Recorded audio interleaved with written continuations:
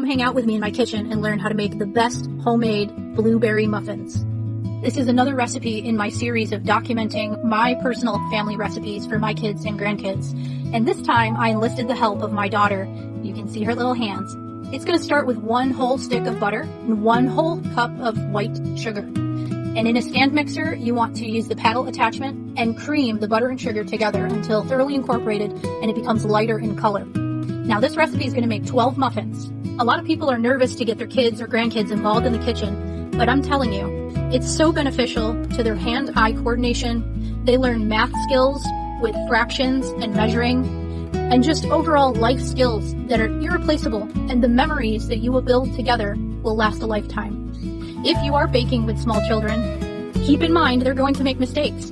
So we crack eggs into a separate container, for example, just in case there's any eggshells. We can take them out before we mix them into our muffin batter. And you should always be prepared to make a little bit extra of a mess. But hey, if you're not making a mess in the kitchen, are you really baking? Once you add your eggs one at a time, you're going to measure out 1 cup of sour cream.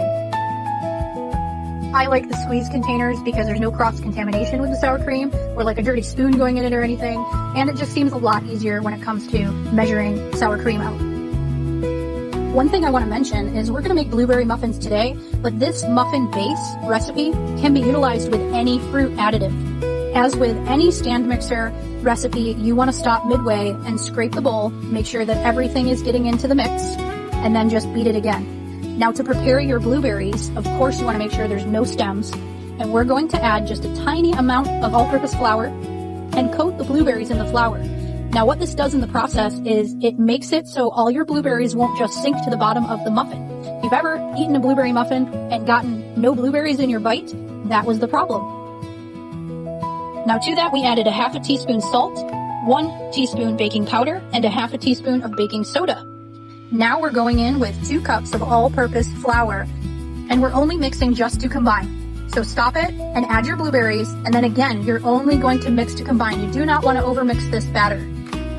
One of the most exciting side effects of having your children or grandchildren join you in the kitchen is building their confidence, and also they will not be afraid to try new things. They get excited about healthy foods, and they're willing to give things a try that they normally wouldn't try just because they had a part in it. So even though this was a very slow process, I let my daughter do the scooping, and I let her do 1 scoop into each muffin cup. But then towards the end, I just had to take over just to get the process done. We don't want the batter to sit too long, and we want to get these in the oven. So in a preheated oven, you're going to bake these at 375, and it's going to take 25 to 30 minutes until they're golden brown on top, and a toothpick comes out clean. Look how good they look. Oh my goodness. We cannot wait to try them. A wonderful side effect to trying this recipe is your home is going to smell amazing. And if you bake these at night like I did, there's no chance that any will be left in time for breakfast the next day. My daughter couldn't wait and she had to try one. She likes to put butter on hers. I like to eat them just plain, but when they are warm, they are unbelievable.